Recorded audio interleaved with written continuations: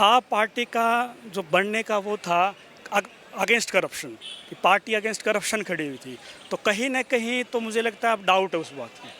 Responsibility लेने को तैयार नहीं है, अकाउंटेबिलिटी इंश्योर करने के लिए तैयार नहीं है। अगर कमी नहीं होती तो ये प्रोटेस्ट नहीं होता, कमी नहीं होती तो ये बच्चे नहीं मरते, कमी नहीं होती तो वायर्स नहीं होते, कमी नहीं होती तो लैंडलॉर्ड नहीं लूटते, कमी नहीं होती तो ब्रोकर नहीं लूट पाते, कमी नहीं होती तो सर बेसमेंट में लाइब्रेरियाँ नहीं होती। सर बिल्कुल हो सकता है, एक या पाँच भी हो सकते हैं, मुझे लगता है डबल डिजिट में भी कैजुअलिटीज़ हो सकती है, ऐसा भी चांसेस है। क्योंकि सर उस दिन एम्बुलेंस ने बहुत चक्कर लगाए हैं और कई बार गई है यहाँ से सर, और उनको एक छोटा सा बेसमेंट है सर, मुझे लगता है 10-12 फुट, क्या उनके पास इतने इक्विपमेंट नहीं होंगे वो आधे घंटे में उसको खाली कर पाएँ सर। दे टुक इनफैक्ट 5 आवर्स, उनको 5 घंटे लगे उसको बेसमेंट का पानी निकालने के लिए। तो कैसे हम यकीन मान लें कि 3 ही कैजुअलिटी थी या 4 ही कैजुअलिटी। सो कहीं ना कहीं इस बात पर अभी संशय बना हुआ है।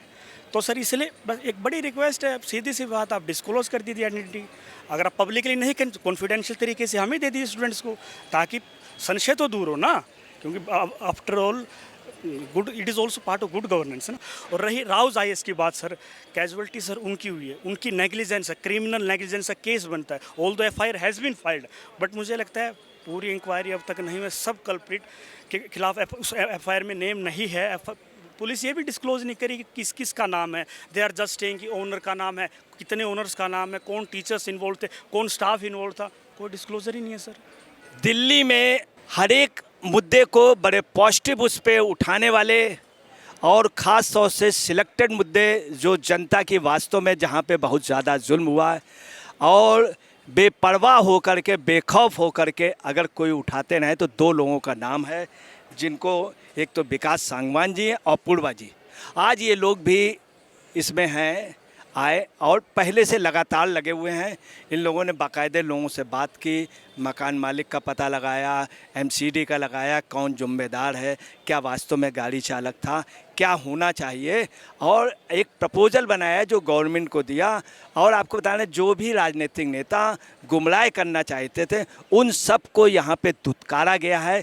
उनके अगर कोई भी उद्देश्य हो राजनीति से छलने आए, रात को भी यहाँ कई राजनीतिक नेताओं के दबाव बनते हैं, वो इस धरने को मिटाना चाहते हैं, हटाना चाहते हैं। अभी भी कुछ लोग आए थे, मगर आप लोगों के क्वेश्चन इतने ज़बरदस्त होते हैं, बड़े बड़े से लोग जिनकी नीयत साफ नहीं थी वो यहाँ से बेइज्जत होकर के गए हैं। तो मैं अब आपकी बात कराता हूँ सांगवान जी से।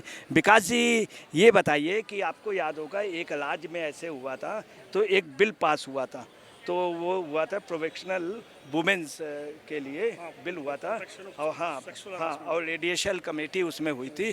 क्या उस तरह का हो?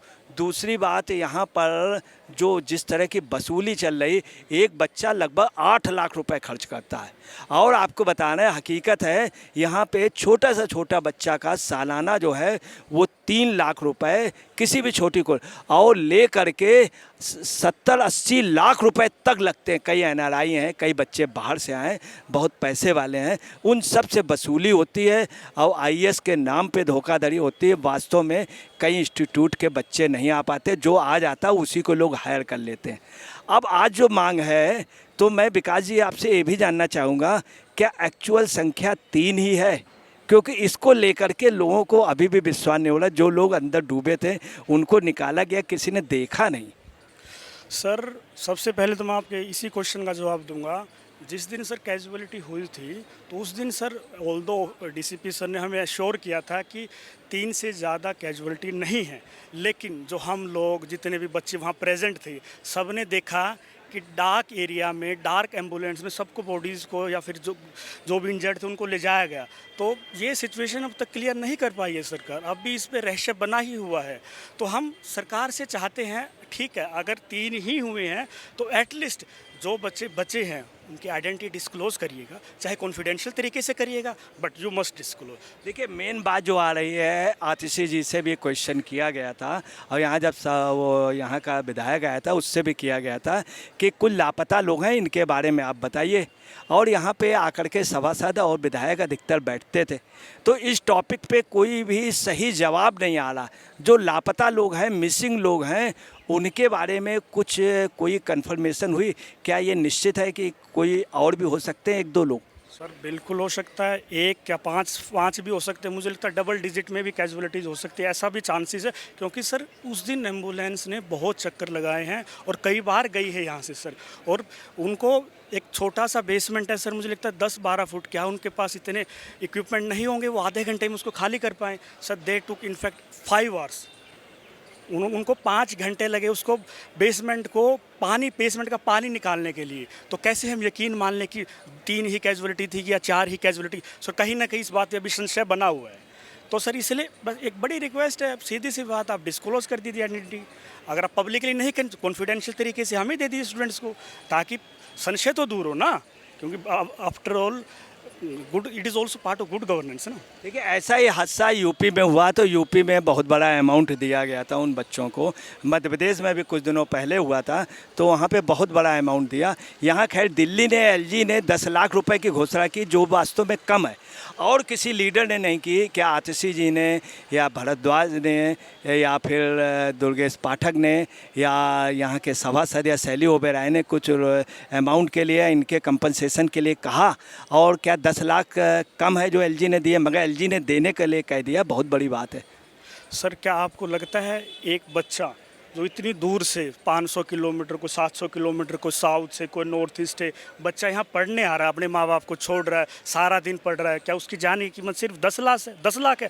ऑल दो मैं मानता हूँ कि हम जान को पैसे से नहीं कंपेयर कर सकते, बट स्टिल मुझे लगता है एटलीस्ट उनकी फैमिली का एक सहारा तो बन सकते हैं ना।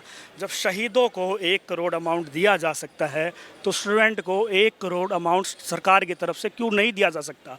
और रही राउज IAS की बात सर, कैजुअलिटी सर उनकी हुई है, उनकी नेग्लिजेंस है, क्रिमिनल नेग्लिजेंस का केस बनता है। Although FIR has been filed, but मुझे लगता है पूरी इंक्वायरी अब तक नहीं हुई, सब कल्प्रिट के खिलाफ उस FIR में नेम नहीं है। पुलिस ये भी डिस्क्लोज नहीं करी कि किस किस का नाम है। दे आर जस्ट सेइंग कि ओनर का नाम है, कितने ओनर्स का नाम है, कौन टीचर्स इन्वॉल्व थे, कौन स्टाफ इन्वॉल्व था, कोई डिस्क्लोजर ही नहीं है सर। विकास सांगवान जी, अभी जो खबरें आ रही वो कंफर्म ये पता चला है, दृष्टि IAS ने भी पैसे देने के लिए कहा है, एलजी ने 10-10 लाख रुपए देने का कहा है, कुछ और भी कोचिंग संस्थानों ने कहा है, और राव ने भी 1 करोड़ रुपए देने के लिए कहा है। अब समस्या आ रही है कि स्टेट सरकार को, इसके पहले कई मामले हुए हैं, एक जरा सी बात पे केजरीवाल ने 1 करोड़ रुपए की कई लोगों को दिए और घोषणाएं की। इन यहाँ 3 छात्र हो गए, कई छात्र लापता हैं, कई लोग अभी भी एडमिट हैं, कई लोगों की तबीयत खराब है, कई लोगों के घर वाले लेकर के, अपने बच्चों को लेकर के भागे हैं जान बचाने के लिए। तो क्या आप सोच रहे हैं कि क्या इसकी डिमांड 1 करोड़ से ऊपर कम से कम राज्य सरकार को देनी चाहिए? इस तरह का आप लोगों को अभी डिसाइड करना है, क्या प्रपोजल हुआ है? सर अभी हम 1000 बच्चे थे, हमारी मीटिंग हुई, बड़ा सुबह से मीटिंग चली है, 2 से 3 घंटे लगे, 10 डेलीगेट फाइनल हुए। तो उन सब ने मिलकर एक ही चीज़ डिसाइड की कि स्टेट गवर्नमेंट या केंद्र सरकार जो भी दे हमें फ़र्क नहीं पड़ता, 1 करोड़ रुपए दे, 1 करोड़ राउज दे। और कल जो मीटिंग हुई थी हमारे डेलीगेट्स के साथ इंस्टीट्यूट्स के, उन्होंने although they voluntarily agreed कि we will pay the amount, जो भी उनसे बनेगा आप दीजिएगा। ये बड़ी अच्छी बात है, मुझे लगता है देनी चाहिए इंस्टीट्यूट्स को। If they are charging so high amount of fees, so much fees, तो वाई कांट दे कंपनसेशन ना। अच्छा, हाई कोर्ट ने एक डिसीजन, आपको एक चीज़ और बता दें, हाई कोर्ट ने एक डिसीजन भी दिया है और उस पर कहा है कि ये किस तरह से कार चालक को दिखा दिया गया दोषी, उसका FIR में नाम दे दिया गया, मेन जो कल्पिट्स हैं इसके अधिकारी वो बच रहे हैं। तो आप लोगों की क्या कोई डिमांड ये भी है कि अधिकारियों पे जांच हो और MCD की जिम्मेदारी है? क्या MCD इसके लिए उत्तरदायी है या राज्य सरकार जो है, दिल्ली राज्य सरकार? सर हमारी सबसे पहली डिमांड ही यही है कि अकाउंटेबिलिटी इंश्योर करवाइएगा। Accountability is one of the main pillar of good governance. तो क्या है कि गुड गवर्नेंस, अगर आप अकाउंटेबिलिटी इंश्योर नहीं करवा रहे, एक जूनियर इंजीनियर को आप डिसमिस या सस्पेंड करके अगर आप लेपापोती कर रहे हो, तो क्या वो सेंस बन रही है? नहीं बनती। और रही ड्राइवर की बात, जो बड़े इंजीनियर उनको क्यों नहीं उठाया? हाँ वही क्वेश्चन है, मतलब इन्वेस्टिगेशन करो ना प्रॉपर। इतने मुझे लगता है एक स्टूडेंट ने तो 1 महीना पहले कंप्लेंट भी किया था, ऑफिशियल उनके पास रिकॉर्ड भी है कि हमने कुछ एक्शन नहीं लिया गया। और मुझे लगता है अभी नहीं है ये, मुझे लगता है पिछले 20 से 30 साल से समस्या है। लेकिन अगर सपोज करो अगर ये प्रोटेस्ट नहीं होता तो क्या मतलब ये कभी ठीक ही नहीं हो पाता, मुझे तो ऐसा लग रहा है। और अब भी कहाँ ठीक हुआ, 4 दिन से हम धरने पे बैठे हैं, 5 दिन से। कल आपने देखा होगा 30 मिनट्स की बारिश में इतना बुरा हाल था। हमने ट्वीट किया, हमने यूट्यूब पे वीडियो डाली, तब जाके MCDA कुछ ऑफिशियल्स आए, लोकल विधायक आए, दुर्गेश पाठक जी, और उन्होंने मिल के किया। लेकिन मतलब क्या है, बहुत टेम्परेरी सॉल्यूशन है, स्ट्रक्चरल रिफॉर्म मांगती है ना। दुर्गेश पाठक ने मृतक छात्रों को, घायल छात्राओं को राहत सामग्री तुरंत देने के लिए, कुछ उनको कंपनसेशन देने के लिए कोई आश्वासन, मतलब कोई कुछ किया सॉलिड? नहीं, उन्होंने कुछ नहीं किया है। अभी स्टेट गवर्नमेंट की तरफ से कंपनसेशन का कोई अनाउंसमेंट नहीं है, जो कि एक बहुत ही गलत बात है, बहुत ही निंदनीय बात है। एमसीडी की ओर से भी नहीं? बिल्कुल नहीं है, बिल्कुल भी नहीं है। सिर्फ एलजी साहब ने 11 लाख 10 लाख। किसी जी ने तो बहुत बातें कही कि मैं वहाँ पे बात कर रही हूँ, पाठक जी ने कहा कि मैं बात कर रहा हूँ। नहीं, उन्होंने कहा हम कमेटी बना रहे हैं। अब आपको पता है इंडिया का इतिहास है, भारत का मुझे लगता है शुरू से इतिहास रहा है। भारत के जो मुद्दे हैं वो मुद्दे ही रह जाते। हम नहीं चाहते ये मुद्दा भी मुद्दा बना रहे, तो इसीलिए बच्चे प्रोटेस्ट पे रुके हुए हैं और जी जान से रुके। मुझे लगता है कल रात भी 5 बजे कितनी बारिश हो रही थी, आपने देखा, तब बच्चे बिना छाता के खड़े रहे। तो यही मोटिवेशन है ना कि भाई अकाउंटेबिलिटी इंश्योर नहीं हो रही, सरकार कुछ कर नहीं रही, लॉन्ग टर्म सॉल्यूशन बोल रही है कि हम करेंगे। हमारी आज यही डिमांड है। कब तक करेंगे? 6 महीने, 1 साल, 2 साल? प्रेस में बताइएगा, रिटर्न में दीजिएगा कि हम 1 साल में इंश्योर करेंगे, 2 साल में इंश्योर करेंगे। अगर नहीं करते हैं तो क्या होगा? वैसे तो पार्लियामेंट को इस पर लॉ पारित करना चाहिए।